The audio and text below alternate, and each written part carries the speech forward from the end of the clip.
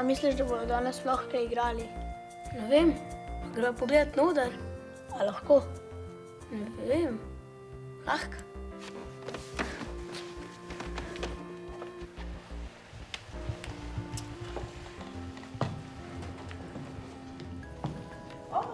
Filipcologa. Pozdravljena, živjo. Danes nobena predstava ne igra. Pa je, samo na majhnem odru. Jaz sem si pa vedno želela videti, kako je na odru. A res? Ja, sej lej, zdaj ni nobene predstave, pa lahko prideta in si ogledata. A pa vidva vesta, v čem je bistvena razlika med velikim klasičnim gledališčem in lutkovnim gledališčem? Ne. Če pogledate tukaj gor, vidite en marionetni most, se temu reče. In tam za nami, tukaj, je še en marionetni most. A se vama kaj sanja, kaj to je? Ne. Mi zlezemo tja gor in držimo lutke z marionetnega mostu.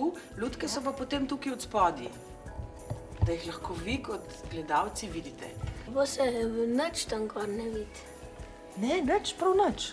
Vidiš, ker so toliko visoko, da se prav nič ne vidi. Se pravi, se vidi samo to, kar je tukaj od spodaj. Zato je pa lutkovno gledališče taka čarovnija, ker se vidijo samo lutke, animatorjev pa prav nič. A hočete pogledati ta marionetni most? Ja. Se ne bojite višine? Ne. A gremo? Ja. Pejta z mano. Tlej glavno. Zdaj smo na najvišjem marionetnem mostu. In kot vidite, tukaj je eden in tam sta še dva, trije so. To je pa res visok. Je, ne?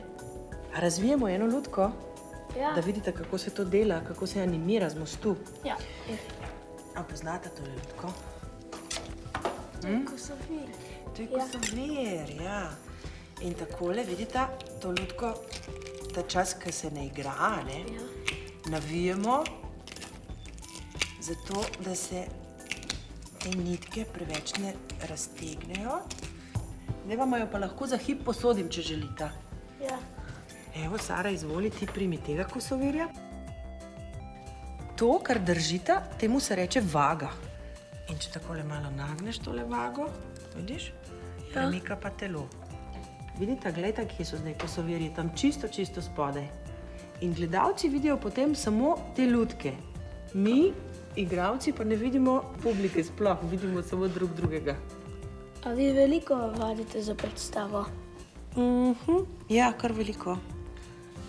Katera pa je vaša najljubša lutka? V bistvu je tako, da ti mora pri vsaki predstavi biti vsaka lutka najljubša, veš. Se te nitke vidijo, ko je predstava? V bistvu ne, zato ker so narejene iz takega čisto tankega, ampak močnega laksa. Je pa zelo veliko odvisno tudi od luči, veš.